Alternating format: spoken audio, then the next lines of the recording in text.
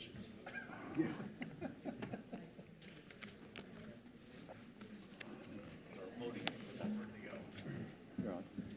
Okay. Good evening. I'd like to call the November 4th, 2025 regular council meeting and special housing authority meeting to order. Let the record reflect that council members are present tonight. Votes this evening will be recorded using the city's electronic voting system. Public session at this time, the city council will convene to consider public matters. If you wish to speak, please fill out a blue speaker card and provide it to the city clerk. If you wish to submit any written materials, please provide those to the city clerk. They'll be distributed to the city council. As required by state law, when speaking on an item listed on the agenda, your comments to the subject on the item. If you wish to speak on a subject not listed on the agenda, you may speak under public comments portion of the meeting. Finally, please address your comments to us, the city council. Staff only responds to questions from city council, not from public speakers. We will now move to the invocation.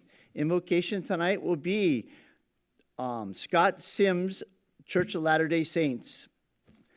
Mr. Sims, please come and bless our evening. Thank you, sir.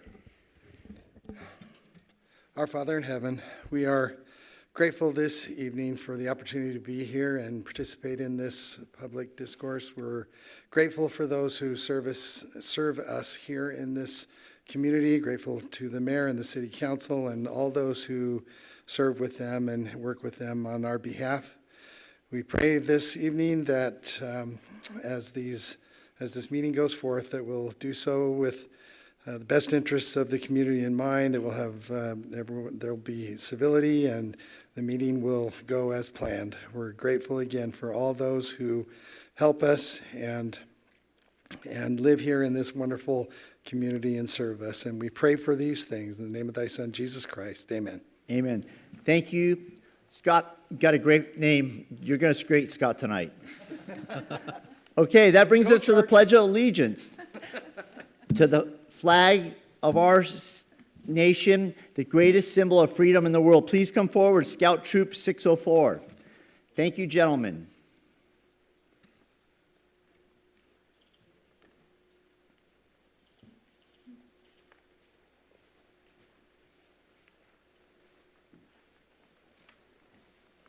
Please stand and join me in the Pledge of Allegiance. Place your right hand over your heart. Ready, begin. I pledge allegiance to the flag of the United States of America and to the republic for which it stands, one nation, under God, indivisible, with liberty and justice for all. Thank you. Please be seated. Thank you, Scouts. If you could please join us at the stage, and we're going to get our picture with you.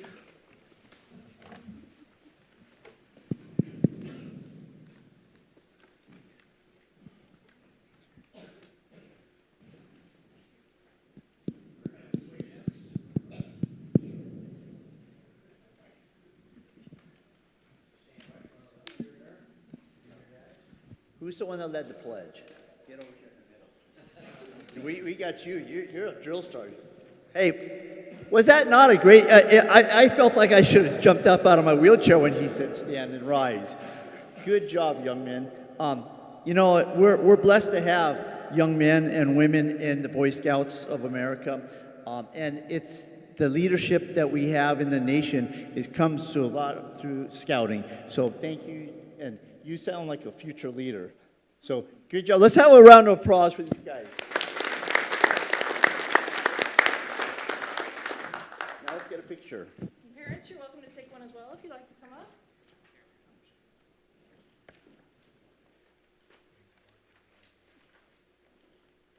Thank you. Looks like we've got a few photos.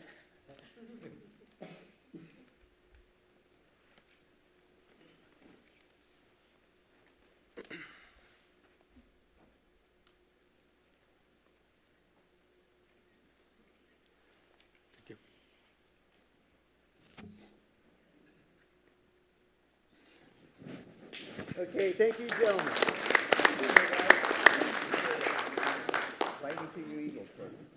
Thank you, guys.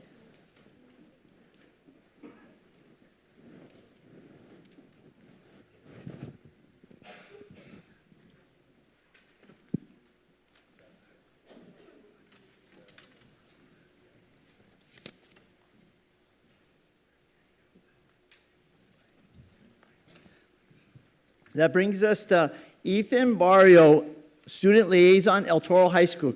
Let us know how football came out.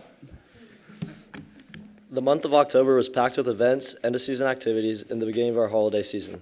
As we prepared for Halloween, the school spirit was amazing, with many students and teachers dressed up. From dressing up as football players to skeletons and superheroes, nearly everybody was participating. The spirit has gotten better and better as the year moves along, and is great to see. Our Best Buddies Club, the school club that works with special needs students, put on a trunk or treat at El Toro on Wednesday before Halloween. And it was a blast. Tons of people showed up in their best Halloween costumes, and were excited to pass out and receive candy. Our school also just finished our annual dodgeball tournament. This is one of my favorite events that El Toro puts on every year. This year, we saw a ton of participation. Girls flag football finished off a very successful season, making it to the third round of CIF. They won their first round CIF game against Notre Dame, 25-15, not the college though, and their second round game against Elisa Niguel, 19-18. Unfortunately, they lost to Upland in the third round, 25-21. Girls volleyball also made it to the third round of CIF, but lost 3-1 against Chadwick. Boys football is having yet another successful season, where they finished off league with a 4-1 record and beat Sonora 35-21, beat Irvine on senior night 31-25, and blew out Santa Ana 54-7. Senior night was a great experience, and seeing the players and cheerleaders walking out of the tunnel with their families set a bittersweet mood for the game. They finished their season second place in league and are off to play Orange Vista High School this Friday in CIF. Finally, the canned food drive is coming up this month and is one of our school's biggest events, and this year it is something many people are looking forward to donating to. Thank you, and go Chargers. Let's go Chargers. Thank you, Ethan. Now, do I have a motion for consider presentations? Move item 1. And a second? Okay. Cast your votes.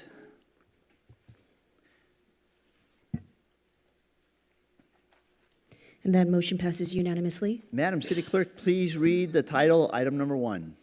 Thank you, Mayor. The title of item number 1 is the recognition of the 2025 Lake Forest Civic Academy graduates. Okay, that brings us to Madam City Manager. Introduce the item, please. Thank you, Mayor. I'd like to invite Bella Velos, our Communication and Marketing Specialist, up to the podium to introduce the item.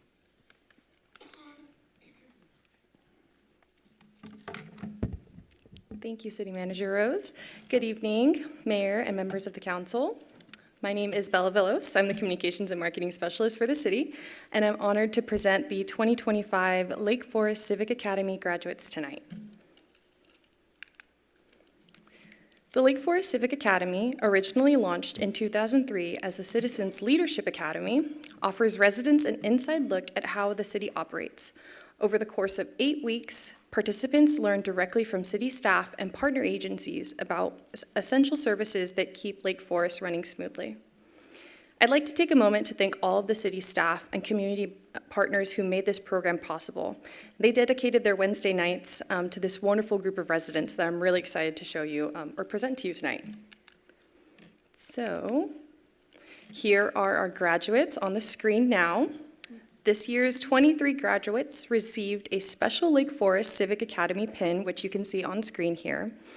It features our new city logo, our monogram specifically, recognizing their civic dedication. They now join nearly 500 alumni who have completed the program since its inception, many of whom continue to serve the city through volunteer roles, city commissions, and even on the city council. At this time, we would like to recognize the members of the 2025 Lake Forest Civic Academy with the certificate of recognition and a photo with the City Council. When I call your name, please come up to the front and gather together. Once everyone has received their certificate, we'll move on to the dais for a photo. And we'll go ahead and start that. Okay. Give me a second. So first we have David Antonese. We have Deborah Antonese, Sharon D. Breimer, have David Ferger, Elizabeth Vigardi, Roya Javahedchi, Stephanie Louie, Alexander Mihailunuk, Jenna Olson, Eleanor Phillips, Amir Sabeh, Dan Tran, Gabriel Velez, and Wei Zhao. So thank you again to our wonderful graduates, and if you don't mind, let's give them a round of applause.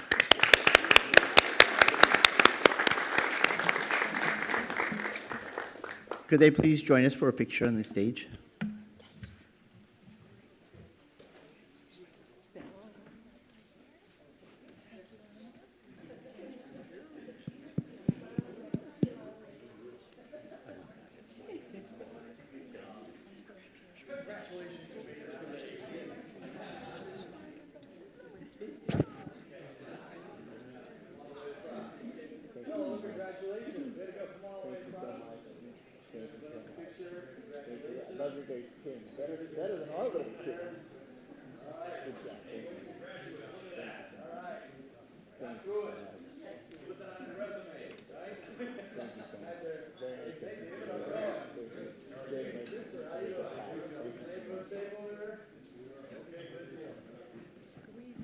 So our Leadership Academy and Civic Academy now is what we call it, is a way for the citizens to actually see the internal operations of what we have as a city. You know, as much as we as a council try to do good work, we're only as good as the people that are giving us the information. So we have great staff, but this is a way, like an introduction of the internal workings of the city. They got a tour of the city hall and all their operations in every department. So thank you for the time you took to learn more about our city. It doesn't, what we do as council isn't what makes us look good. It's what all of our staff does, as you can see the well-run city we do have. And so thank you for taking the time. I hope you all enjoyed it and love the city that much more. So congratulations and thank you so much.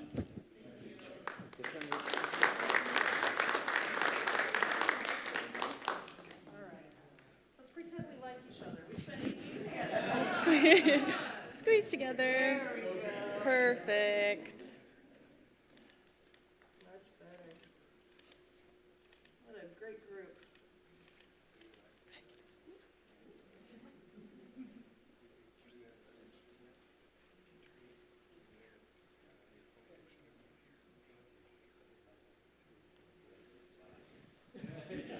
So one more round of applause. Thank you so much. Congratulations. You know, this is one of our favorite classes, but we have another great class, and it's called our CERTS, Community Emergency Response Team. And I ask that you guys all keep an eye on the website for where that's where people helping people kind of sort of thing. If, you know, we talk about the great one that's going to come. CERTs are the ones that are in the neighborhoods before fire department, before police, the sheriffs show up. The fact is, when a calamity happens, we want the CERTs team to be strong. So our hope is that we get a CERT member in every city or every neighborhood of our community or city. So thank you so much for participating. I look forward to seeing all of you at the CERTs programs. Thank you.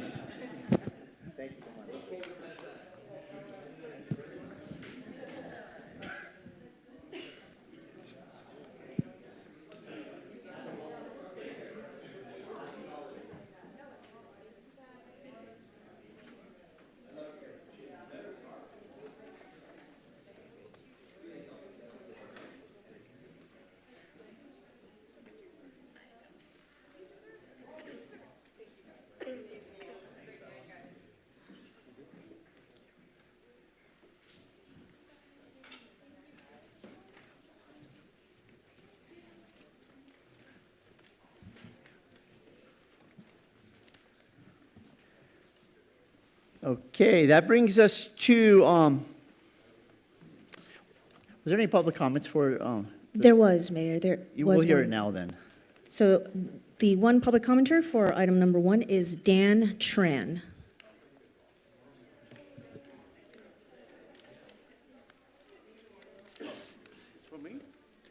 Dan, are you coming up?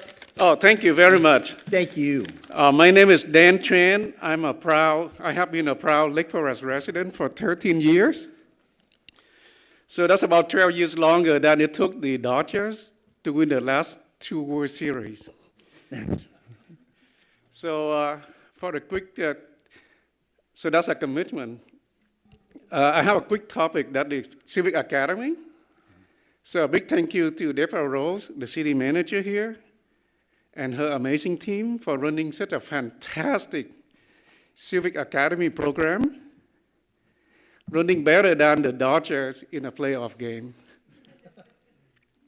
So for 8 weeks that we learn about how the city works, for 8 weeks, that is longer than some marriages in Lake Forest. So. No, our marriages in Lake Forest last longer than that. Thank you. A second, quickly, just about the pickleball, that through the Civic Academy, I learned that the city has conducted a pickleball court study and plan to open new pickleball courts at El Toro Park. So that's a good news. That even so that we will have about 5 pickleball courts and some hybrid for the city of about 86,000 residents. Compared with Tustin, with a city of about 80,000, they have 20 pickleball courts. So that's 4 times more than us. So I guess that Tustin must have a secret pickleball civic academy. So my question is, I hope that how many pickleball courts that the city plan to build in total, in short term and long term, in order to meet the needs of the resident. So thank you very much for your time. Thank you for your time, and thanks for joining us at the Civic Academy. Thank you so much. That brings us to public comments. If you'd like to make a comment, please fill out a blue speaker card and give it to the city clerk. Your name will be called. Comments are limited to 3 minutes per person. The council and staff will not respond to questions or comments during the public comment period. If you leave your contact information, staff will contact you to address issues risen during your comment. When you're called to speak, come to the podium. Your 3 minutes will begin when the green light is on. The green light will remain on for 2 minutes. When the light changes from green to yellow, speakers have 1 minute left to conclude their comments. When the light changes from yellow to red, please conclude your thoughts and return to your seats. A timer will not be displayed. Madam Clerk, have we received any requests to speak? We have, Mayor, we have 4 public commenters tonight. Okay. Our first public commenter is Eileen McGurvey.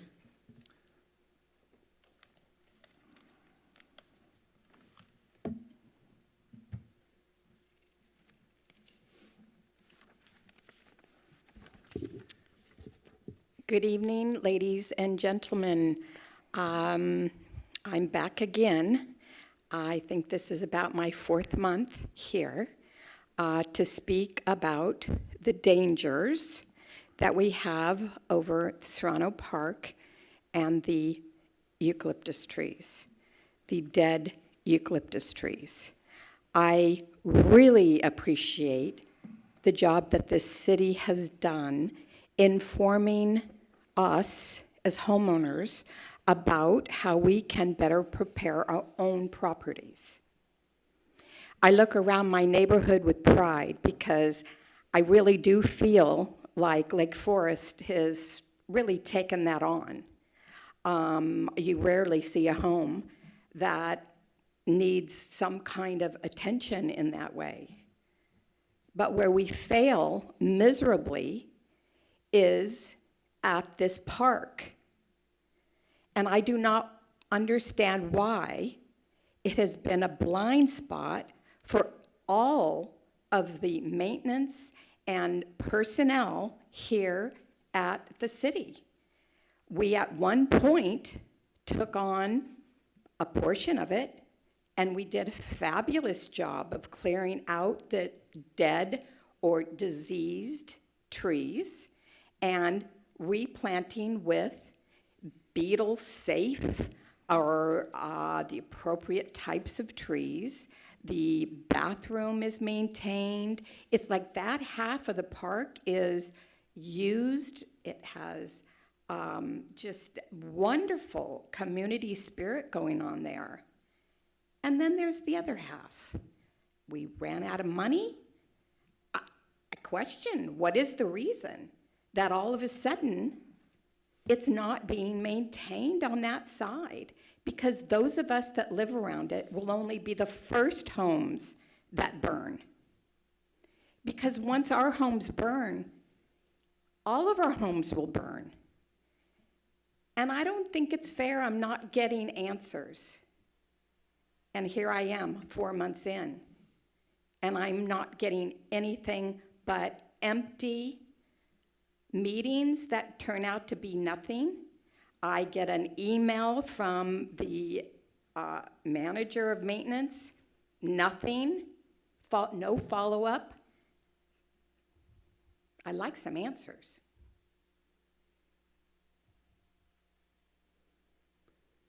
Thank you for your time. Thank you for your comments. And Eileen, they are working on that right now. So we have the tree service doing a survey of the trees now. Thank you. Next speaker. Our next speaker is Dorina Tan.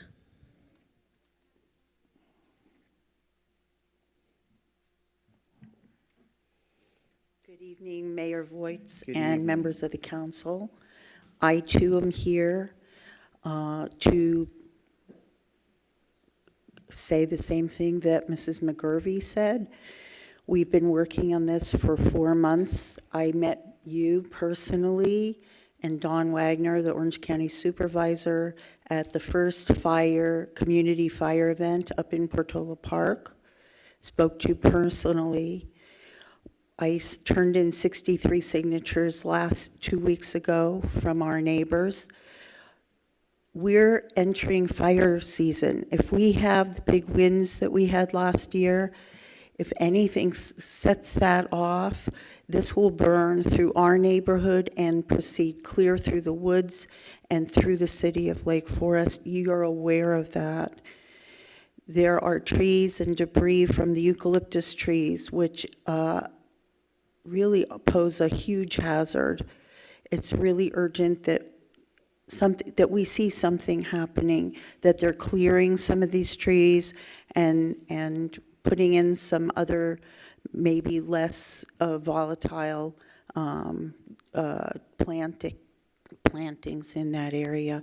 I'd really appreciate some urgency in this regard, because we're frightened that the next fire event, which could happen any day with the winds that we experienced last year, will take our homes.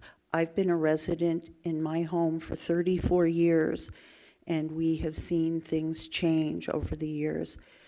So thank you for your attention, and I really urge you to do something about this. Thank you. Thank you for your comments, and thanks for bringing it to our attention. Thank you so much. Our next public commenter is Michael Davison.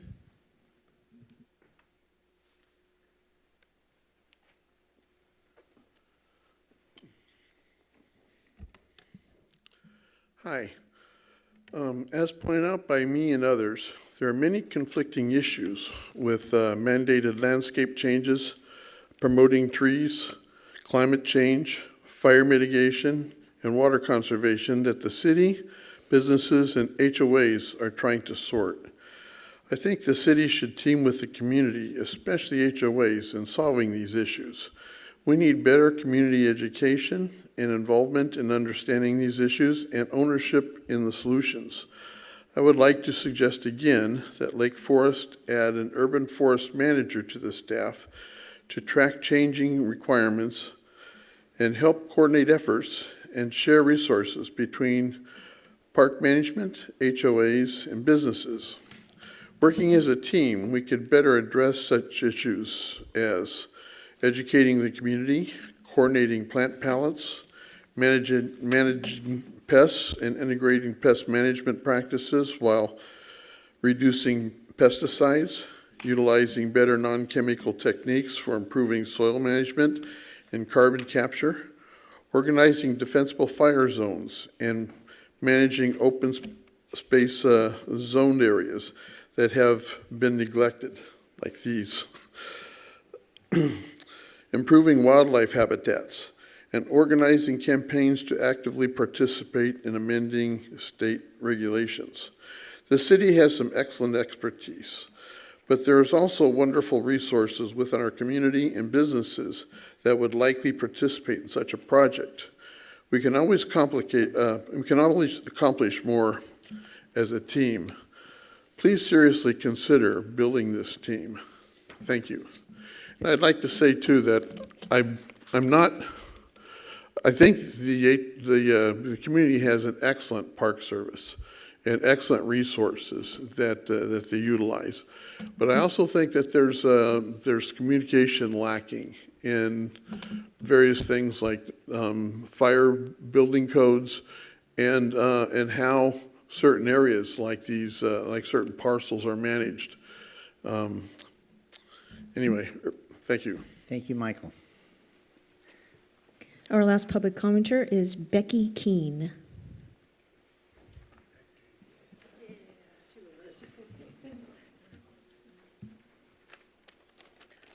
Thank you for having me up. Thanks to the City Council. And this is about Civic Academy, and I'm not as entertaining as Dan was, but I'll make up for it by keeping it short. I just wanted to say thank you for the City Council for sponsoring the Civic Academy.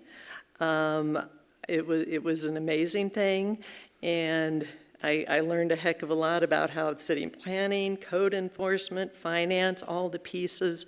But I wanted to especially say thank you to all the employees. You've got Bella and Aaron in particular, who were here every night, every Wednesday night for 2 weeks, plus however much preparation to come in enthusiastically late at night and make sure we were taken care of. And every one of the presentations by the employees were enthusiastic about their job, which was just really amazing to see. That the finance people, you think that would be boring. Not to me, because I'm finance, but even the finance people are up there going, we did this and we do these presentations, and the IT group was all the infrastructure and things. Plus, the fun things like the sheriff's trucks and the fire trucks and the chipper trucks. But anyhow, I just wanted to say thank you again from all of the other people who we can't have everybody walk up here.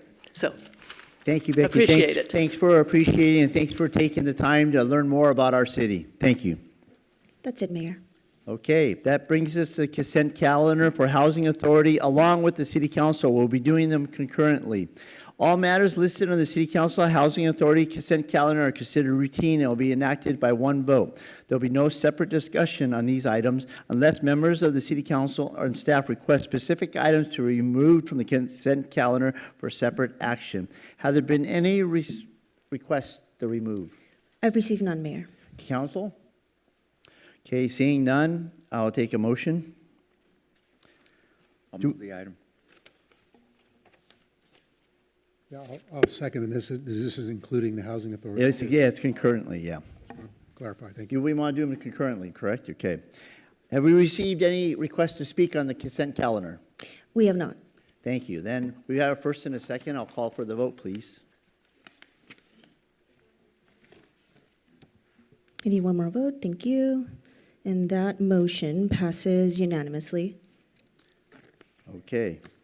And then Mayor Pro Tem Pequeño would like to say. So I didn't have any questions, but I did want to point out that Melinda Wolf did come in support of item number 6, the permit parking on El Caballo. And I look out in the audience and I see Alexa from National Corps here. Thank you for all you do for the city. Thank you, Mayor Pro Tem. That brings us to discussion items. There'll be action items 11 and 12. Madam City Clerk, please read the title for item number 11. Thank you, Mayor. The title of item number 11 is the El Toro Park Pickleball Construction Project Update. Madam City Manager, please introduce the item. Thank you, Mayor. Tonight we'll have a presentation by our Deputy City Manager, Sean McGovern. Good evening, Mayor and members of the City Council. Just going to give a brief summary of really how we got here with the El Toro Park Pickleball Construction Project. And we'll start with where El Toro Park is. So it's along Los Alisos Boulevard, runs from Muirlands south at the north end of the park, or I should say northeast end of the park. There's sand volleyball. There's a walking trail that goes from the top of the park southwest down. There's a large playground area just northeast of two tennis courts that have lights on them. There is a bathroom structure, and just, pardon me on the directions, southwest of the tennis courts is outdoor exercise equipment. Here's just some photos of that. Here's the large playground structure. There's kind of a 3D view of this park. The proposed pickleball court project would go on the northeast end of the park where the sand volleyball courts are now. And here's just kind of some brief upgrades that have been made to the park over the last 5 years or so. We put up shade sails over the we put up shade sails over the playground equipment and installed the new exercise equipment on the south end of that park. We added lighting to the tennis courts, and we did some kind of maintenance upgrades to the playground area in 2022. And then we've done some security upgrades to this park and addressed some things that were broken due to vandalism through 2022 and 2023. So on to the project itself. In 2003, the city received the results of its biannual community-wide survey. One of the requests that we saw evident in that survey was there was more people asking about pickleball. Pickleball is a growing sport, especially at that time. The city council and the community services division was getting a lot of emails and calls about where people can play pickleball. Kind of in response to that, the City Council on June 20th, 2023 passed both the 2023 Strategic Plan, which directed staff in Strategic Plan Project number 41 to research ways to expand pickleball court infrastructure quickly, which could include the repurposing of existing sport courts. Also at that same night, the City Council adopted the CIP project for the El Toro Park Pickleball Court construction project, which we're talking about tonight. Here's just a map of this of the city's public pickleball court infrastructure. This does not include HOAs. There are some HOA properties closer to the 5 freeway where there is access to pickleball court for members of those HOAs. We have a total of 15 pickleball courts, 10 of which are shared courts, so they were existing basketball or tennis courts that have been repurposed with stripes so that people can play pickleball on them. And then we have 5 dedicated courts. So those are courts that are specifically set up for pickleball play. They have a pickleball court net and then fencing around, again, just to only accommodate pickleball court play. And then El Toro Park is the star, close to the 5 freeway there. Okay, so in the kind of summer and fall of 2024, staff performed outreach to some of the neighbors directly adjacent to El Toro Park. We sent out 300 mailers, got 119 respondents back. About 3/4 of those respondents live within 3 miles of El Toro Park, but it was an open survey, so you didn't need to live in that neighborhood to respond to that survey.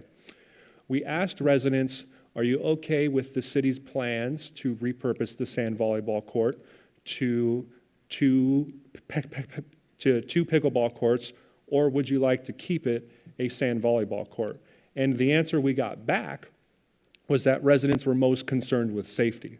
So there was an overriding kind of message within that survey that folks were much more concerned about the safety and security of that park as opposed to the amenities that were available. The survey results did reflect that residents were generally in favor of making that switch, but there was some detractions to that. So it wasn't 100% slam dunk, but generally in favor, with some notable objections. So on to how the city plans to address these security concerns. On June 3rd, 2025, the new 2-year strategic plan includes strategic plan project number 37, which directs staff to research and potentially procure private security to perform patrols at various city parks. And this is becoming more and more common around the Orange County area as a way to address vagrancy and vandalism and just kind of increase a security presence at the city's highly trafficked parks that seem to get broken and damaged more often. And El Toro Park is one of our kind of hotspot parks where we're looking to deploy this new service. We're actually looking at proposals now. So by the end of the month, we should have proposals narrowed down to a security firm that we will eventually bring back for city council consideration, probably in December. Again, just we did provide in late 2024 and early 2025 some updates to the city council about the El Toro Pickleball Court project. We're at the point now where a design is done, and we have went out to bid. We've went out to bid for this project. Four bids were received, and the lowest apparent bidder is $360,000, which is within the established budget in the CIP that was adopted back in 2023 and then again in 2025. And then at the last city council meeting, the city council directed staff to bring back this item for a discussion, and that's what we're here to talk about tonight. And the recommended action is for the council to exercise its discretion or to receive and file this report.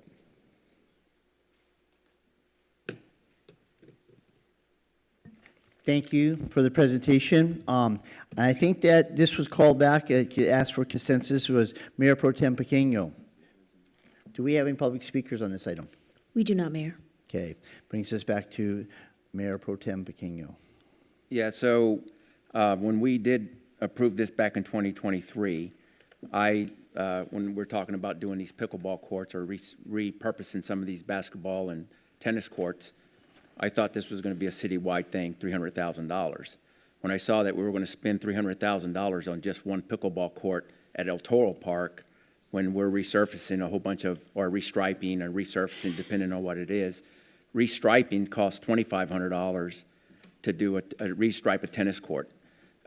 We have El Toro Park and we have Kavanaugh Park closest to the freeway, but Kavanaugh Park wasn't put into this. So I think it would be a lot cheaper for the city to do some outreach with the two neighborhoods surrounding El Toro and Kavanaugh Park.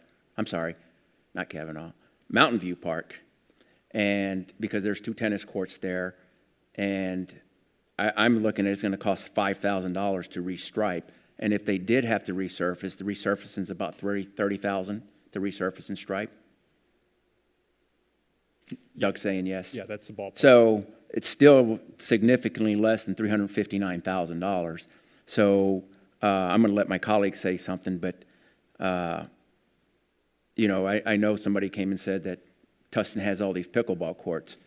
So the HOA, Lake 2 HOA, which composes most of the area from Trabuco down to the railroad tracks, has 18 pickleball courts. The HOA that I belong to, HOA 1, has 6. Or, I'm sorry, they have 12 and 6. So there's 18 pickleball courts that for the HOAs, and I get it, it's not for everybody to use. But there's only so many parks that can accommodate pickleball courts or restriping. So my recommendation or my motion is going to be that we go back to these two neighborhoods, the Mountain View neighborhood and the El Toro Park neighborhood, and do some outreach on like, hey, what do you think about restriping these two parks or these two courts, and see what that comes back, and then we can bring this back at a later date. So that'll be my motion, but if anybody else has anything. Okay, colleagues, anything? Okay, Councilman Serbo. Yeah, trying to be a good steward of the dollars that we have entrusted to us and the amenities that we want to provide, you know, to the community. And I know we've done this restriping, and just for everybody's edification, it doesn't include any nets at these restriping locations. So people want to play there, it's marked for that, and need to bring out their own nets. So that's somewhat of an obstacle for participation. So that's one consideration. I know we're looking for good stewardship of the dollars here and figure, okay, well, a full-blown pickleball court is fencing, it's netting, it's a permanent facility versus striping a basketball court for multi-purposes. So And again, I know we kind of looked at El Toro Park as a location that was south of Trabuco Road, as you had mentioned, to kind of even out maybe some of that. And I think your point is well taken in terms of the HOAs that also have pickleball facilities. Not everybody has access to those from the public. So I guess our struggle is trying to figure out, again, is this a good location that's going to be utilized as a full-blown pickleball court, or do we do a restriping and have that issue with netting? So I just wanted to kind of lay that out in terms of the facilities and what the differences are. So, if you don't mind, Mayor. So we're going to be restriping 2 current tennis courts. So they already have nets, and the nets are a couple inches difference in between pickleball and tennis. To me, I play pickleball every once in a while at Mountain View Park, and I play on the tennis court. So to me, I don't think we'll be holding any world pickleball championships at either one of these parks, so I don't think the size of the net's going to matter. But I do think that we already have something in place. If we're going to be restriping other courts throughout the city, I don't see why we're going to already have something that we can restripe for $2,500 and then build another amenity or another pickleball court for $359,000. And if you can go back a couple of slides, Sean, to the concerns that the neighbors had.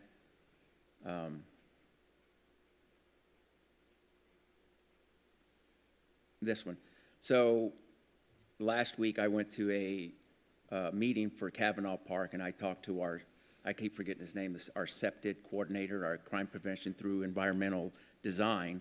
And I said, hey, a pickleball court at El Toro Park. He said it's a horrible idea because we already have one covered court with the tennis court, and now we're going to have another covered court with the pickleball court. El Toro Park is a high, there's high homeless in that area, so it's just going to attract more into that park. And where it's going to be, there's no lighting back there, and so this pickleball court's not going to be lit.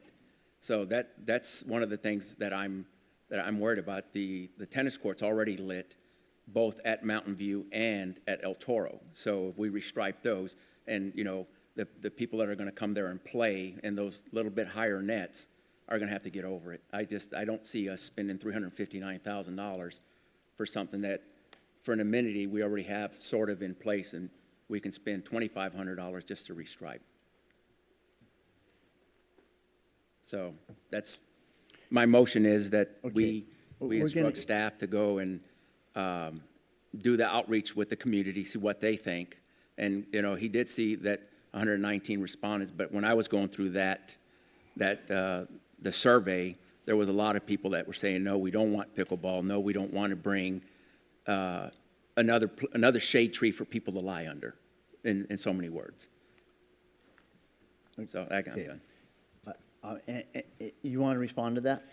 Yeah, I mean, you could actually do this incrementally. Maybe you just go ahead and do the striping, see what kind of play you're going to get out of that. And if there's a big enough demand and we're seeing some of the vagrancy and the homelessness subside because now you've got more of a presence of people that are enjoying a recreational activity, then maybe you could consider actually making the investment there. And, we've got lots of opportunities for pickleball. We've got Pickleball Haven now that's open, and that's an indoor facility. So, again, it's not a public facility for a city run, but it is a private facility with, I believe, 15 courts. And so there's a lot of opportunity for people to play pickleball. And so I think we're just trying to gauge what the need is here and what's the best use of the resources that we have. So that was actually my motion, is that we go out to because Mountain View wasn't considered. So what I would like is staff to go and just hit these two again, saying, hey, what if we just restripe the existing lit courts and see what they come back with. Okay. So do you motion, we don't, I'm not taking a second right now because I just have some questions. Last week, I drove the city with our Public Works Director, Doug, and our city manager, Deborah, and had a tour of the city. What is the park that's along the freeway, the one that's going along the freeway there, that along Kavanaugh? Kavanaugh. So that's in a design phase of having stuff done to that park, correct? Yes, we're working on conceptual designs right now. So is there any talk about tennis courts or pickleballs there? No. Okay, so there's two close to how, but that's one that's going to be ready. So the fact is basically to replace the sand volleyball courts is basically taking the sand out and redoing it. So the fact is building brand new slab for pickleball. We have 15 courts in the city, according to the study, 10 that are multi-use. And are the nets changed on those 10s, or are they just tennis court nets? For all of those 10, you have to bring your own net. There's not a shared net with a tennis court. You have to physically bring your own net. And we do have folks that play on some of those on a more regular basis, and you basically wheel the nets out kind of like a dolly, but you have to bring your own net. Okay. That's how those. I'm sorry. Those are on the basketball court. Yes. So my question to our pickleball Councilman Serbo, so Tustin, take that. We're moving up in the world because we have 15 plus all the privates in the city. So, hey, can you play pickleball with tennis net? As more of a pickleball purist, no. You can, but if you're going to be playing pickleball on regulation type courts, then people who enjoy pickleball, they will not typically go and play on a tennis court. I know Robert's talking about getting over it, but yeah, you can get it over the net, you can get over it, but pure pickleball players are probably going to say, no, that's going to mess up my game for other types of play that I might play at. So it's not going to be something that pickleball purists are going to enjoy. They won't do it. So you're not going to slam I'm getting over shaking heads in the audience here too. So to staff, what is there tennis play at El Toro Park right now? Do they use the tennis courts? Yeah, so we have 2 lit tennis courts that are at El Toro Park, and there are ways to restripe tennis courts in a way where you'd still have to bring your own net, and you wouldn't use the tennis court net.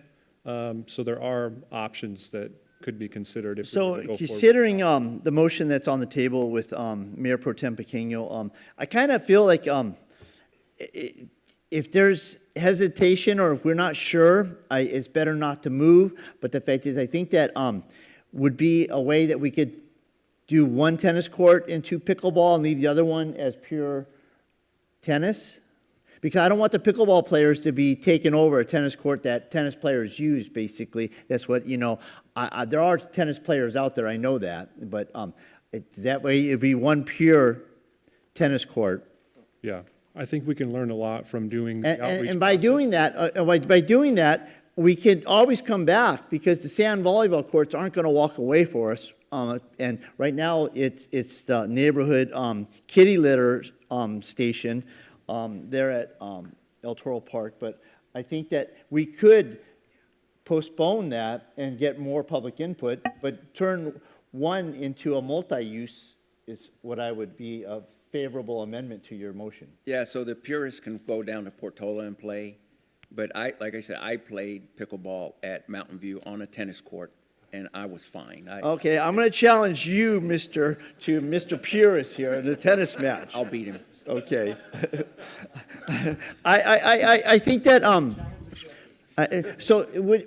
the staff, Sean, this is to you. So would it be possible for us to open that back up for Mountain View and the neighborhoods and maybe getting actual a neighborhood meeting out there to where we could have the neighbors come and talk to us about that? Yes, we would be able to start the public outreach process soon, and we can go through a lot of the issues that the city council. In the meantime, could we turn one of those, could we line one of those tennis courts with our approval tonight if we got a 5 vote, if he takes a friendly amendment, or I'll do a substitute motion to line one of the tennis courts into pickleball and leave the other one as a tennis court until we find out? So for every court that we've restriped in this city, we have done outreach first. We can start that outreach very quickly because we do the outreach in-house. All right, then that would be my motion, that we further on with outreach and get a true consensus before. You would like to? No, I was saying, is this a line? It sounds like a motion in a second. That's my motion. Yeah, okay. So I'll second that motion because I'm okay with the surveys going forward. So, Yeah, and so I'm not opposed to pickleball courts going in. I just, to me, if we're already repurposing courts across the city, it just makes no sense to me that we have a court that we can repurpose and build a court, another court right now, or a pickleball court next to it. And, you know, Mountain View wasn't even considered. Duly noted, I agree, but those volleyball courts in the 50 years I lived in the city don't get used all that much, but that they're not going nowhere. So I'm open to saving the money until we are sure what we're going to do with it. So there's a motion on the table to start public input. Mayor, if I could just, a quick question. Councilman Teddemer. Could you let us know at some point how many sand volleyball courts we do have? I know there's one, but I'm not able to remember. Do you happen to know how many other sand volleyball courts we have I in the don't think city? we have any. Yeah, we have. Yeah, we have. Okay, I'm saying how many, do we know how many citywide we have? I think there's 2 at Portola Park and 1 at El Toro Park. Okay. So 3. Sorry, yes, correct. Foothill Ranch Community Park in the Portola area. Yeah, and as somebody who used to play sand volleyball a lot, don't anymore, I can't quite jump anymore, but I'm a little concerned about giving up that park, sand volleyball court. I think there's still some need for it. May not be as much as others, but, so, anyway, we'll see what the survey comes Yeah, back. Karch Karai is not going to come to Lake Yeah. Forest now. No, that's So, true. so That's true. we're moving in the right direction to get direction from the community. So community input would help direct us to be better stewards of the people's money. So there's a motion on the table. Were you clear with that? And I seconded it. So cast your votes, please.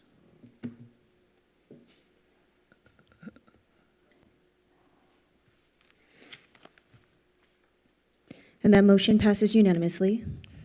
Thank you. Thank you, Council. Madam Clerk, please read the title of item number 12. Thank you, Mayor. The title of item number 12 is the adoption of the 2025 California Building Standards Codes with local amendments. And Madam City Manager, please introduce the item. Thank you, Mayor. We'd like to bring up Ron Santos, our senior planner from our Community Development Department, to give an overview of this item.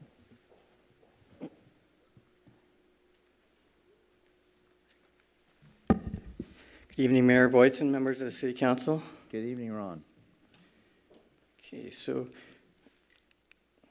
this item provides for the triennial adoption of the 2025 California Building Standards Code, together with local amendments specific to the city of Lake Forest.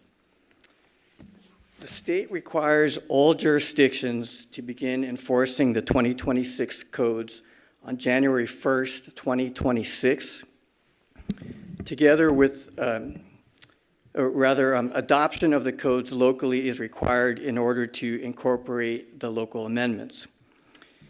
As was the case with all prior cycles, staff is recommending local amendments to address Lake Forest's unique climatic, geological, and topographical conditions, such as high fire risk areas, steep slopes, and seismic activity. The local amendments were prepared in coordination with the Orange County Fire Authority, which provides local fire protection services and technical expertise for the city.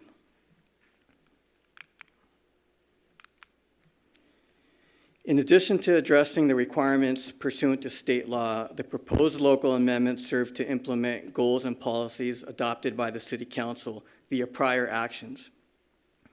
These include adoption of an updated general plan public safety element in 2020, which includes goals and policies related to fire codes and fire safe design, and adoption of the local hazard mitigation plan in 2024, which includes goals relating to minimizing loss of life, injuries, and property damage through coordinated efforts. Earlier this year, the city adopted the updated fire hazard severity zone map issued by the state fire marshal. This map expanded the officially designated fire hazard zones within the city limits and highlights the importance of the city's coordinated efforts with OCFA. The California Building Standards Code, also known as Title 24, establishes minimum construction and safety standards for all buildings in the state. It is a compilation of model codes adopted without change, model codes adopted with California-specific amendments, and California origin standards developed to address issues unique to the state. A new edition is published every 3 years by the California Building Standards Commission, and each cycle replaces the prior edition. The 2025 edition continues that cycle and ensures that construction and safety standards reflect current technologies and lessons learned from prior years. The 2025 code set includes 13 divisions, each addressing a different area of building regulation. For example, structural design, plumbing, mechanical systems, fire safety, and energy efficiency. Most of these codes take effect automatically on January 1st.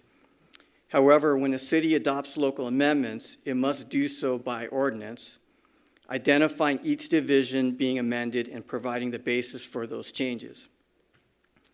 Local amendments are proposed for building, residential, electrical, mechanical, plumbing, wildlife urban interface, and fire codes. All other divisions will take effect automatically without local action. The local amendments proposed are more stringent than state requirements and are supported by findings related to local conditions. This slide highlights the most notable local amendments recommended for adoption this cycle. Amendments restore the building official's authority to extend plan check and permit expirations, improving consistency with the state codes. Outdated or redundant provisions, such as the definition of spark arrestor, are deleted. We've added a new requirement for fuel modification plans in wildfire risk areas to be reviewed and approved by OCFA under vegetation management guidelines. In the tent code, the restriction requiring incandescent lamps is replaced with language allowing LED and other compliant lighting consistent with the California Energy Code. Lastly, staff recommends repealing the 1997 Uniform Sign Code, which is obsolete and redundant with current provisions of the California Building Code and the Lake Forest Municipal Code. A major change this cycle is the introduction of the California Wildland Urban Interface Code. This is a new division in the 2025 code and applies to areas at higher risk from wildfire, such as very high fire hazard severity zones. Under the proposed local amendment, all new construction in these zones must include an OCFA-approved vegetation management plan consistent with guideline C05. That's an OCFA guideline I'm referring to there. With respect to the fire code, the proposed local amendments maintain the city's alignment with the various goals and policies referenced in the overview of prior actions and policies, which are to ensure that the city maintains safe and well-prepared and city remains safe and well-prepared for urban and wildfire emergencies. The OCFA has recommended minor adjustments for the 2025 cycle. 2 amendments are revised, 1 is deleted, and the remainder are adopted as is. These updates help maintain fire safety standards appropriate for local conditions. In addition to the technical changes, several administrative amendments are recommended. These address local implementation. So these are things like plan review, permit processing, and enforcement authority. We're also proposing elimination of several local modifications that previously created unique plan check and permit expiration periods. By restoring the default timelines in the state code, we provide more predictability and consistency for builders and permit holders who work for multiple cities. The amendments maintain the city's authority over inspections, fees, penalties, and code enforcement. So in terms of next steps, tonight's action is to conduct a first reading of the ordinance adopting the 2025 California Building Standards Code with local amendments. The public hearing and second reading are scheduled for November 18th. Upon adoption, the new codes and the local amendments will take effect January 1st, consistent with state law. That concludes staff's presentation. I'd be happy to answer any questions. We also have members of the Orange County Fire Authority staff here this evening that are available to assist with answering questions as well. Thank you. Thank you for your presentation, Ron. Do we have any public comments? We do, Mayor. We have one public commenter, and that is Michael Davison.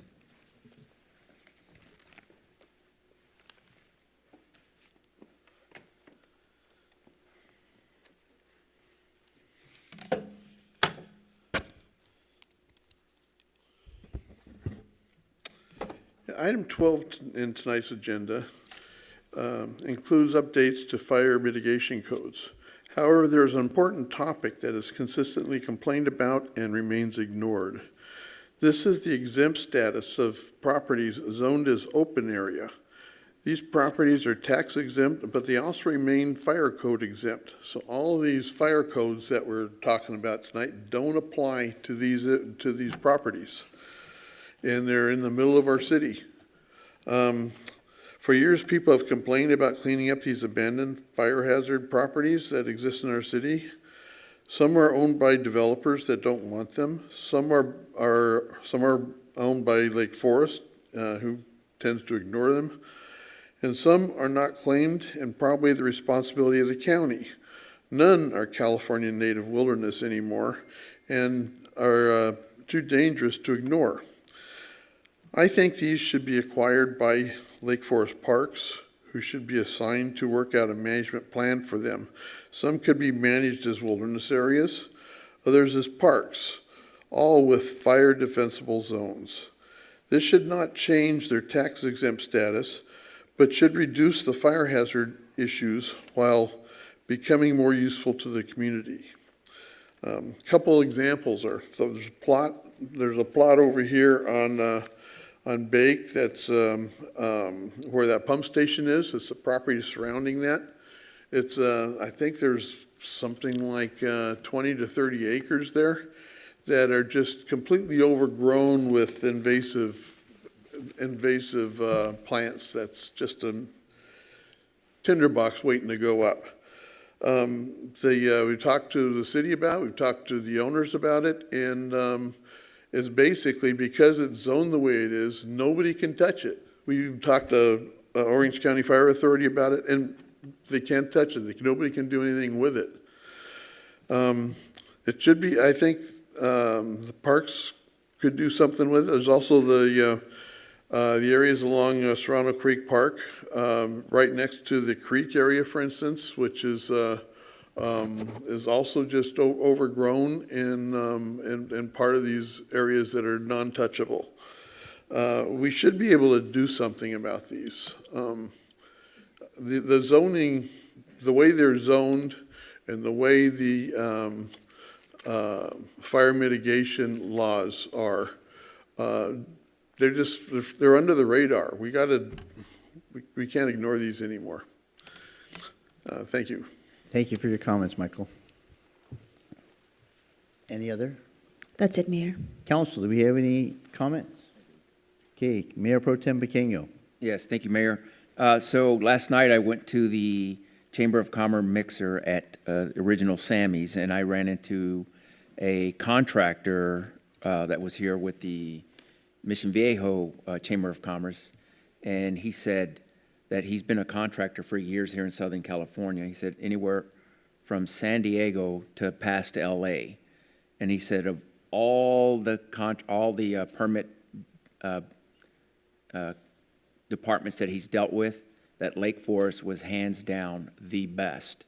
So I think that our people that work in the community development and our contractors are our desk that does the permits, and our inspectors are number one. And he bent my ear for a good 15 minutes, and I told him, hey, I got you the first 2 minutes that you told me, but he spent another 13 minutes telling me how great you guys do, so thank you for the great job you do. That's all I have.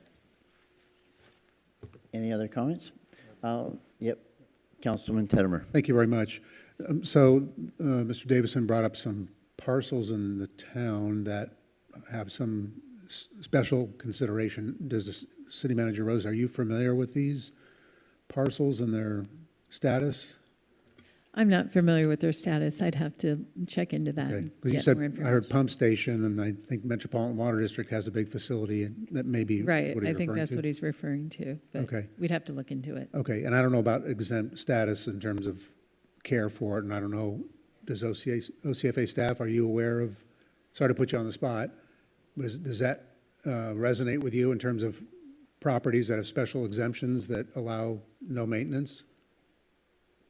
Only if it's located in an area where basically there's no development, if it's out in the open area.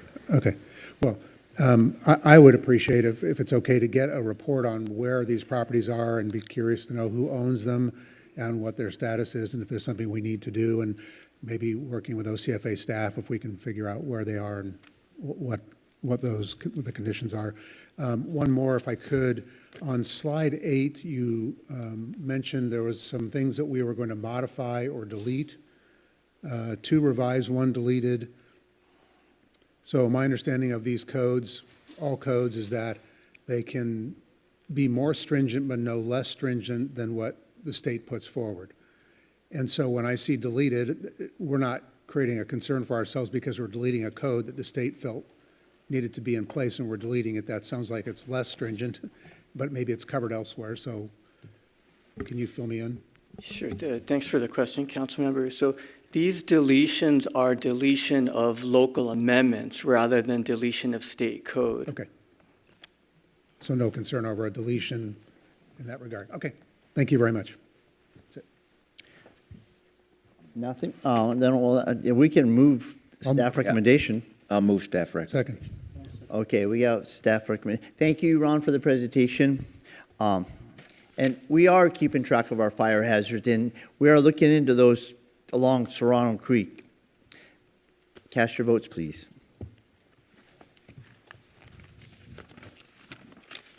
And that motion passes unanimously.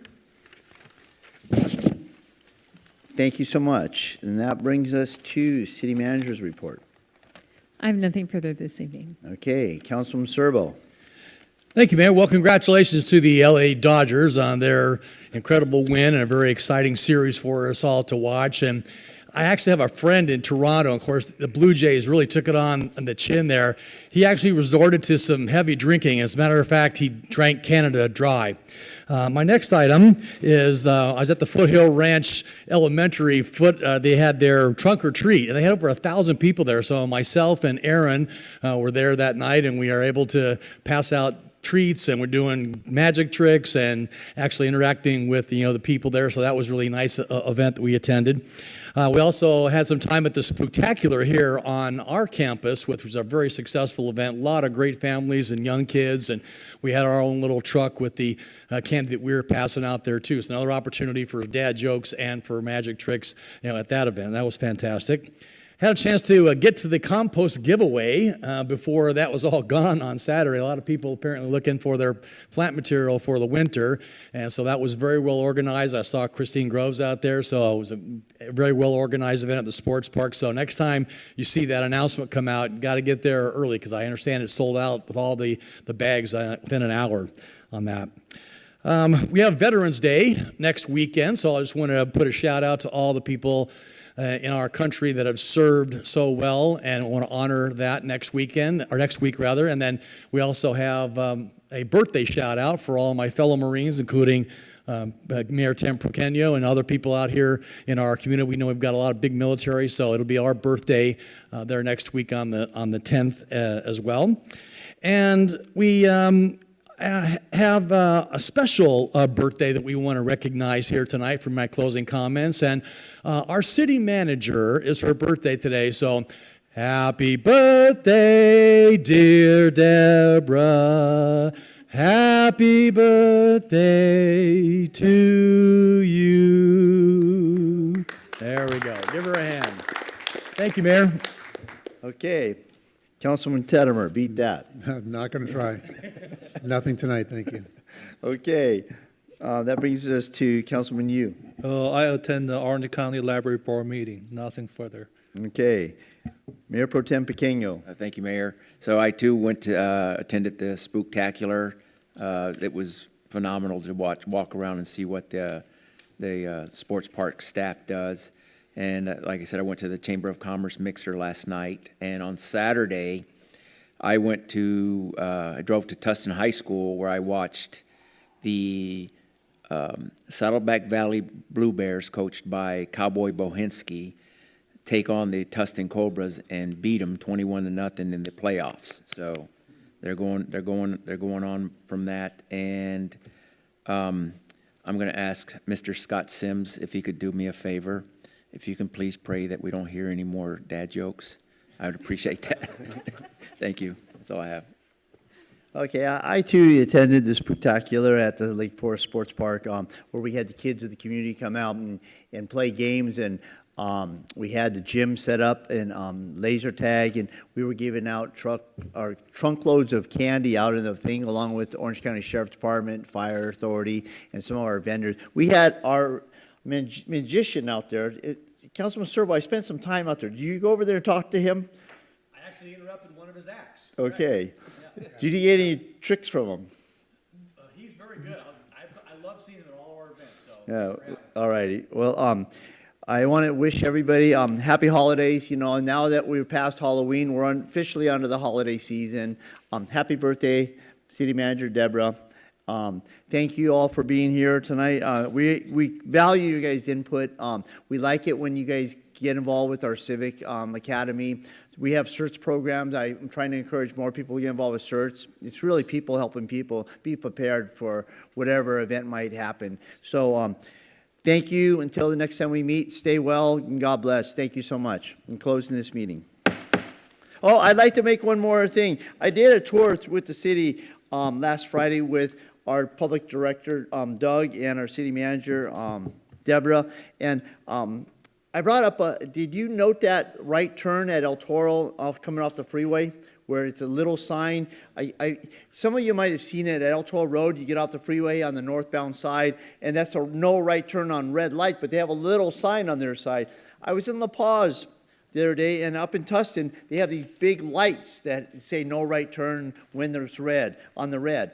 And I just think that we're getting shortchanged here. There's tickets probably going out that we don't deserve because that sign's too small. I think we need that light. But thank you for taking note of that. And with that, I close this meeting. And stay well, everybody. God bless. Happy holidays.